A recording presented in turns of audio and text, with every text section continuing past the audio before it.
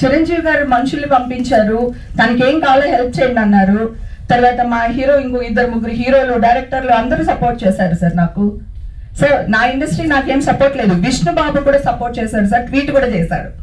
తర్వాత అసోసియేషన్ లో ఉంటారు కదా ఇంకా మిగతా వాళ్ళు, మనకి నచ్చినోడు ఉండొచ్చు, నచ్చినోడు ఉండొచ్చు కదా. సో అదేదో జరిగింది మిస్టేక్, కానీ ఇమ్మీడియట్ గా సర్దుకున్నారు. ఇండస్ట్రీ సపోర్ట్ నాకు 101% వచ్చింది సార్. రాలేదనుకండి. చిరంజీవి గారు నాకు ఒక మంచి క్యారెక్టర్ ఇప్పుడు నెక్స్ట్ మూవీలు ఇస్తానని ప్రామిస్ కూడా చేశారు. ఆయన పర్సనల్ గా రాకపోవచ్చు నా దగ్గరికి, ఆయన మనుషులతో కౌలు పెట్టారు. నేను ఈ ఇష్యూలో ఉన్నప్పుడు ఎవరి హెల్ప్ తీసుకోలేదండి, ఎవ్వరికి ఫోన్లు చేయలేదండి. ఎందుకంటే నేను నిర్దోషినని నాకు తెలుసు. ఫస్ట్ నుంచి ఇదే వాయిస్ లో మాట్లాడుతున్నాను, ఇప్పుడు ఇదే వాయిస్ లో ఉన్నాను. నేను డ్రగ్సే కాదండి, నేను పార్టీలకి వెళ్తాను, నేను తిరగనని చెప్పట్లేదు. నేను నా లైఫ్ లో ఎంతో కష్టం చూశాను. ఇల్లు, కిచెన్, షూటింగ్ తప్ప నాకేం తెలియదు. సో ఇప్పుడు నా లైఫ్ నేను నిజంగానే చిల్ అవుతున్నాను. చిల్ అవ్వడం ఒక బూతులాగా వేసేసారు వీళ్ళు, కానీ ఇది నా లైఫ్, నా ఇష్టం. కానీ చట్ట విరుద్ధ పనులు నేను ఏదీ చేయలేదు. ఇప్పుడు ఇక్కడే ఉన్నాను. కావాలంటే డ్రగ్స్ అలవాటు అయితే ఇంక జీవితాంతం అలవాటే కదండి, లేకపోతే గవర్నమెంట్ ఎందుకు యాక్షన్ తీసుకుంటుంది కదా. ఇప్పుడు కూడా నేను ఇక్కడ రెడీగా ఉన్నాను. మీరు ఎవరన్నా నాకు టెస్టులు చేస్తానంటే చేయించండి. లెటర్స్ ఇచ్చానండి మా అసోసియేషన్కి. ఆవిడ మా అసోసియేషన్లో సారీ చెప్పింది అని విష్ణుబాబు చెప్పారు.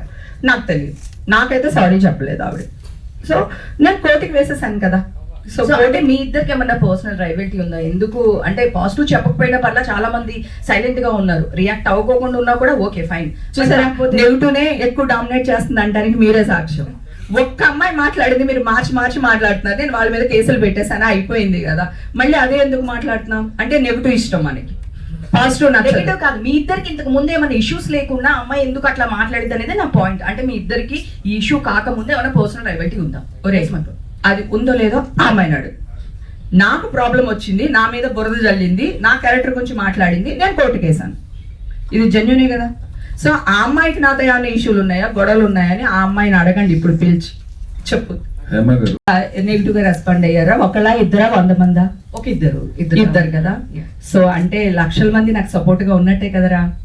అది పక్కన పెడితే ఇప్పుడు మీరు అడిగిన ఆవిడ పైన నేను క్రిమినల్ కేసు, పరువు నష్టం దాబా ఆల్రెడీ వేశాను. ఆవిడ కోర్టుకు వెళ్తున్నారు. ఎందుకంటే నేను తిట్టేయచ్చు, నాకు నోరు ఉంది. ఇప్పుడు మిమ్మల్ని అందరినీ అడిగినట్టు నేను కూడా వాళ్ళ గురించి ఇంకో 4 మాటలు అనేయచ్చు. కానీ ఎక్కడో ఒక చోట ఫుల్ స్టాప్ పెట్టాలి. సో ఒక లేడీ కష్టంలో ఉన్నప్పుడు మంచో చెడో ముందు సపోర్ట్ చేయాలి, సో బయటకు తీసుకురావాలి అంతే తప్ప ఒక అసోసియేషన్లో బాధ్యత కల పదవిలో ఉన్న ఒక ఆవిడ ఇట్లా మాట్లాడే ఎంతవరకు కరెక్ట్?